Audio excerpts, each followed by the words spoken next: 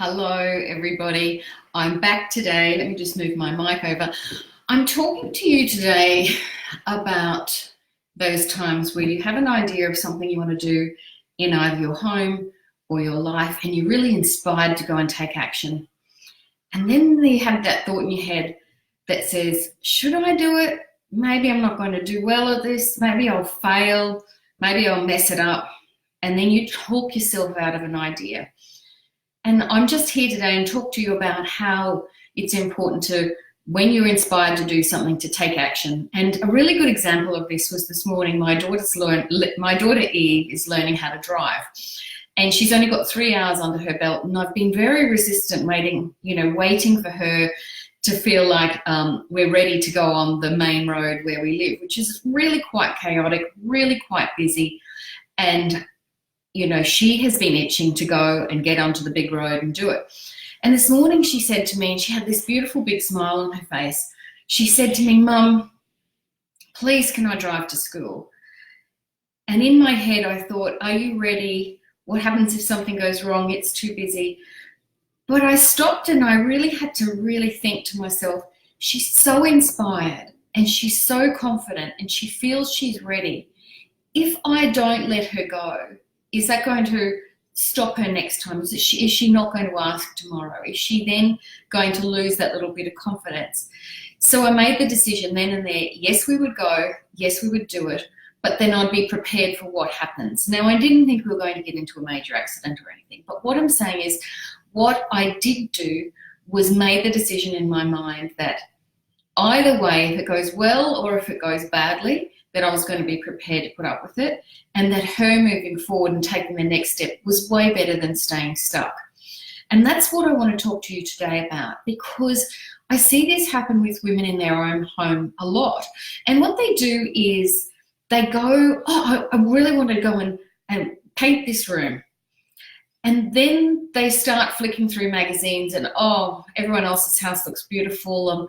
I'm not sure if I should paint it or what colour should I paint it. And then they get caught up in their head that the fear of failure then stops them. And then all of a sudden, nothing's happening. They're not doing anything. The day goes on, another week goes on, and still no painting's being done. So there's 3 simple steps that I want you to take, whether it be in your home, whether you're trying to design or decorate or do something, or whether it's in your own personal life. Maybe it's a project that you really have been wanting to do. Maybe it's language school that you want to go to. Maybe you've been wanting to take up extreme knitting or something like that, or painting. But then something keeps stopping you. I don't have time. What if I'm not very good at it? I don't really know anybody there. And you talk yourself out of it. And that's the biggest mistake I see a lot of people making, and they just stay stuck. And I think you're better off making a move, and you're better off making something happen for yourself and then being prepared for the outcome.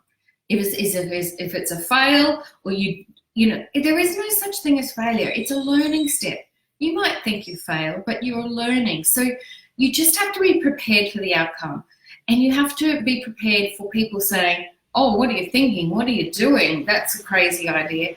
You have to go, I'm doing it, I'm taking action quickly, I'm going to be prepared for whatever happens, and then at the end of it you think, okay, did I learn from it? Did I grow from it? Have I gone a little bit further? Do I now know a bit more than I did before I started this process? And I think that's really important, because I know from experience from the people that I know in business and the women I love who are growing their own business, they just got out there and did it, and they've just made it up one step at a time, and there's been lots of fails along the ways and there's been a lot of wins.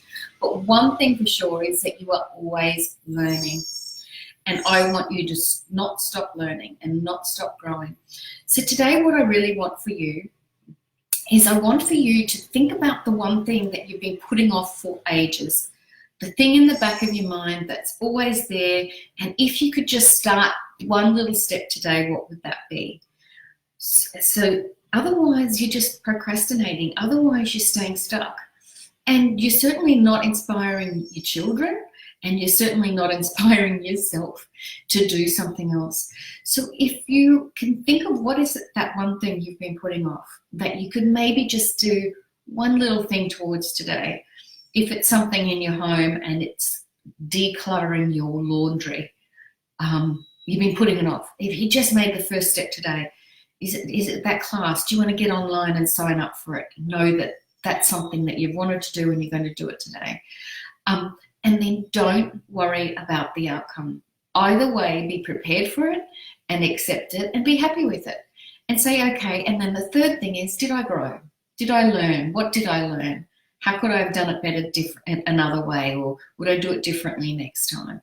All right, so that's it for today. My little bit of Monday tough love for you.